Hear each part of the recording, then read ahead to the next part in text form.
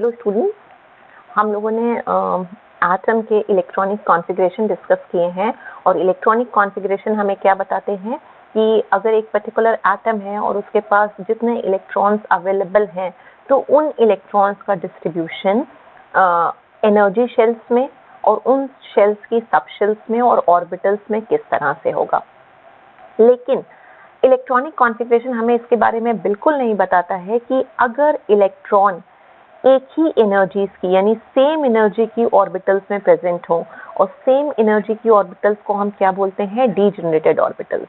तो अगर ऑर्बिटल्स में डीजेनरेसी है यानी उनकी एनर्जी सेम है तो फिर इलेक्ट्रॉन का डिस्ट्रीब्यूशन किस तरह से होगा। इसके बारे में जो बात करता है रूल वो है हंस रूल या फिर हुन्स रूल, जिसको हम पूरा बोलते हैं Hund's rule of maximum multiplicity.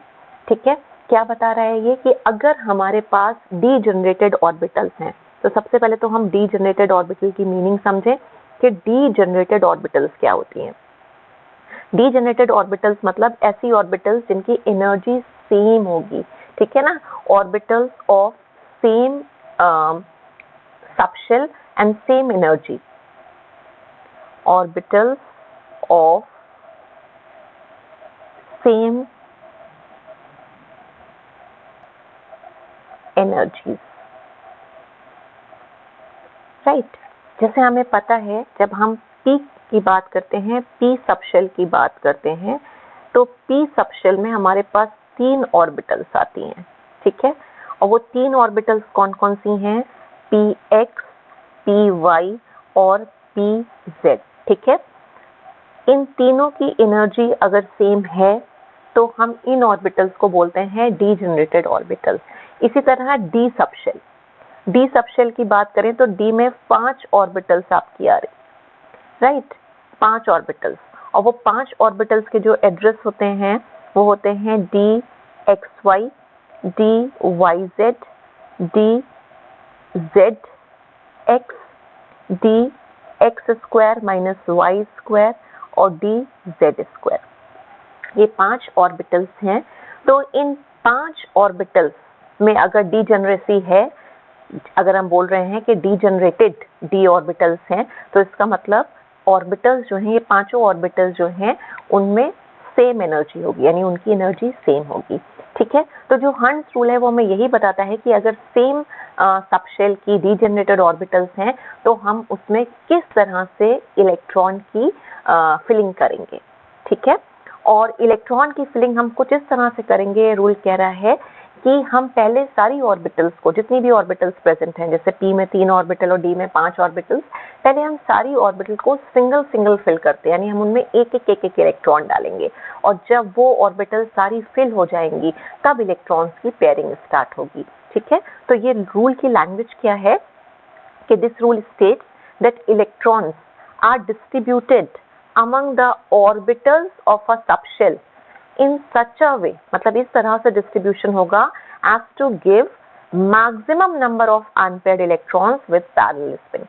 यानी कुछ इस तरह से हमें करना है इलेक्ट्रॉन्स को डिस्ट्रीब्यूट कि ऑर्बिटल्स के अंदर ज्यादा से ज्यादा अनपेयर्ड इलेक्ट्रॉन आए और जब हम इलेक्ट्रॉन की फिलिंग करें तो हमें स्पिन का ध्यान रखना है कि हमें पैरेलल स्पिन के साथ इलेक्ट्रॉन की फिलिंग करनी है। और इसी रूल के साथ हमें एक टॉपिक और समझना है, ऑर्बिटल डायग्राम, कि अगर हमें ऑर्बिटल को रिप्रेजेंट करना हो तो उसका डायग्रामेटिक रिप्रेजेंटेशन क्या होता है। हम उनको बॉक्सेस के थ्रू रिप्रेजेंट करते हैं। अगर हम किसी ऑर्बिटल का डायग्राम बनाएंगे तो हम उसको बॉक्सेस के थ्रू रिप्रेजेंट करेंगे। जैसे पी ऑर्बिटल की बात करें तो हमें 3 ऑर्बिटल हैं पी सबशेल में, तो ये हमने 3 बॉक्सेस इस तरह से बना लिए। इसमें से इसको हमने डिनोट कर दिया पी एक्स है, ये पी वाई है और ये पी जेड है, राइट। इसी तरह से डी ऑर्बिटल्स का अगर हमें ऑर्बिटल डायग्राम बनाना है तो कुछ इस तरह से हमने एक बड़ा बॉक्स बनाया और उसको फिर हम 5 बॉक्सेस में 1 2 3 4 5 बॉक्सेस में हम डिवाइड कर देंगे, ठीक है।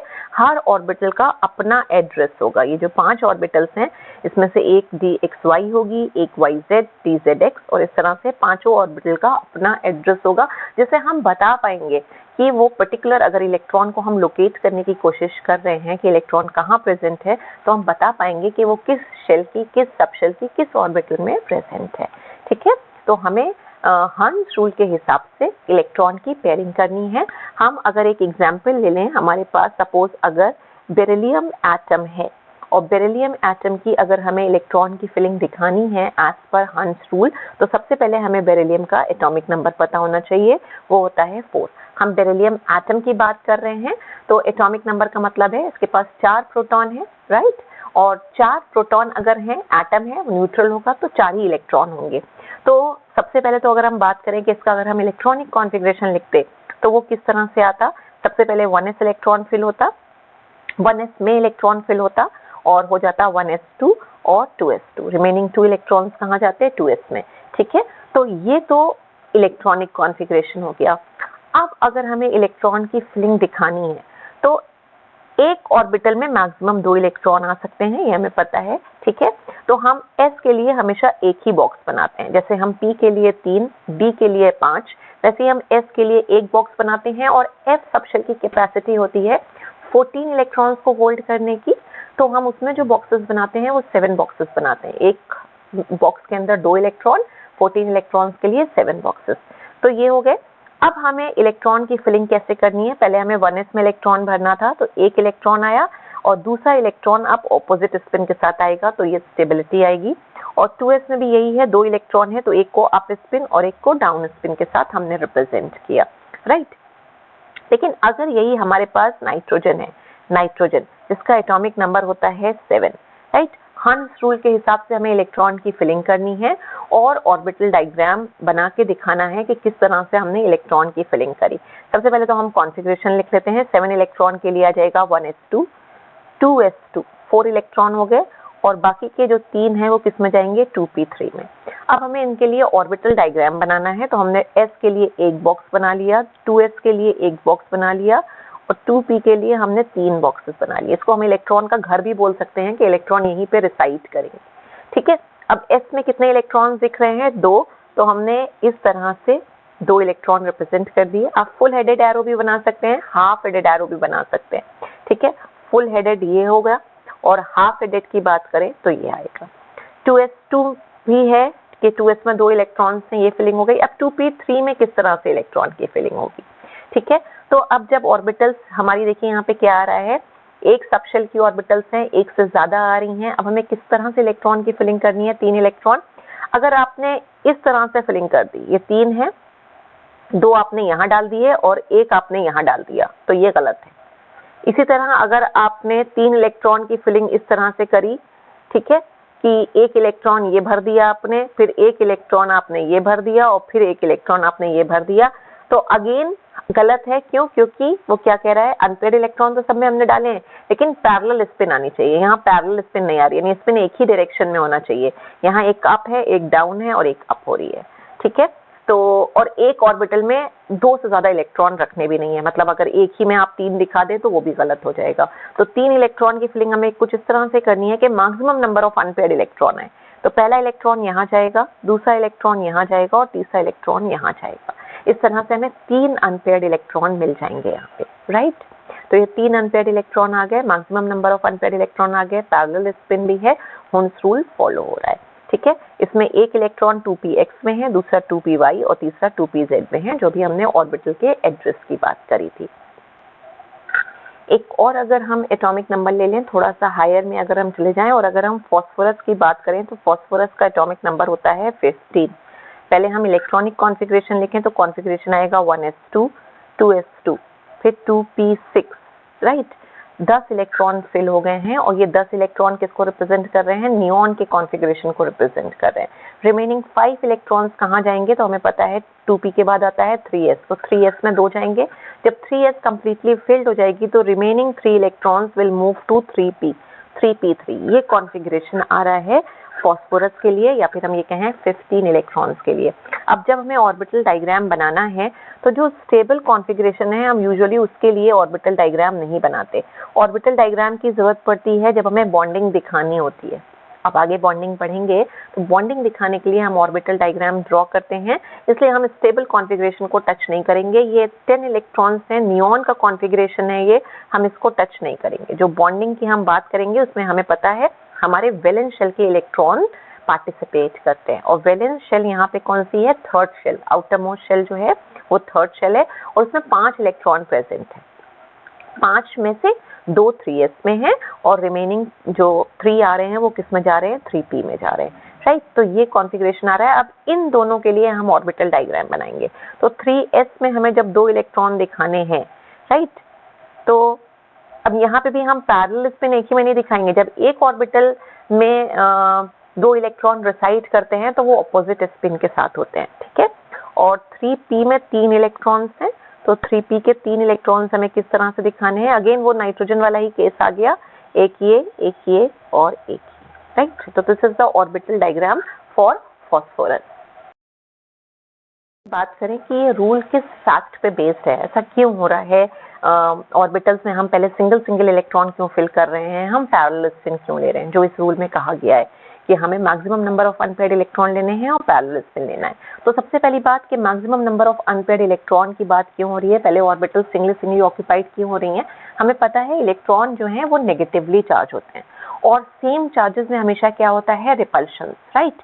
तो इंटर इलेक्ट्रॉनिक रिपल्शंस यानी कि इलेक्ट्रॉन के बीच में जो रिपल्शंस हो रहे हैं उनको मिनिमाइज करने के लिए, उनको मिनिमाइज करने से क्या होता है? एटम की स्टेबिलिटी बढ़ जाती है। तो इंटर इलेक्ट्रॉनिक रिपल्शंस को मिनिमाइज करने के लिए इलेक्ट्रॉन्स जो हैं वो सेम सबशेल की डिफरेंट ऑर्बिटल्स को ऑक्यूपाई करते हैं। 3 इलेक्ट्रॉन्स हैं, तो 3 इलेक्ट्रॉन की जब हम फिलिंग करेंगे तो अलग अलग ऑर्बिटल में हम फिलिंग करेंगे। उससे क्या होगा कि जो इलेक्ट्रॉन के बीच में रिपल्शंस हैं वो थोड़े से कम हो जाएंगे, मिनिमाइज हो जाएंगे, जिसकी वजह से एटम की स्टेबिलिटी बढ़ जाएगी। दूसरा रीजन कि हम पैरेलल स्पिन की क्यों बात कर रहे हैं, पैरेलल स्पिन क्लॉकवाइज भी हो सकती है और एंटी क्लॉकवाइज भी हो सकती है, लेकिन मोस्टली हम क्लॉकवाइज स्पिन के साथ ही दिखाते हैं कि क्लॉकवाइज स्पिन के साथ ही करेंगे। मतलब ये हमारा गलत क्यों था जहां हमने एक स्पिन को इस तरह से कर दिया, और ये सही क्यों है जहां हमारी स्पिन सारी एक ही डायरेक्शन में आ रही है। तो उसका रीजन है अगेन इंटर इलेक्ट्रॉनिक रिपल्शन, ठीक है। अगर हम सेम स्पिन के साथ, ठीक है, सेम स्पिन या फिर कहें पैरेलल स्पिन के साथ डिफरेंट ऑर्बिटल्स को ऑक्यूपाई करते हैं तो those orbitals will experience less inter electronic repulsion, right, rather than अगर हमने ये वाला फिलिंग कर रखा है जिसमें 2 अप और 1 डाउन आ रहा है। तो just to increase the stability of an atom this happens कि जो ऑर्बिटल्स हैं वो पहले सिंगल ऑक्यूपाई होंगी और उसके बाद पेयरिंग शुरू होगी, और जब भी ऑर्बिटल्स ऑक्यूपाई होंगी तो जो स्पिन है वो पैरेलल होगी। It can be, again I am saying, it can be clockwise, it can be anti clockwise, but again हम हमेशा क्या दिखाते हैं? स्टेबिलिटी के लिए हम क्लॉकवाइज स्पिन ही दिखाते हैं, यानी जो एरो बनाएंगे वो हम अपर डायरेक्शन में बनाएंगे, या एरो का जो हेड है वो कहाँ होगा? ऊपर की तरफ है, राइट। तो ये इस तरह से हम इलेक्ट्रॉन को रिप्रेजेंट करेंगे ऑर्बिटल के अंदर। So this is about Hunt rule. Thank you so much students.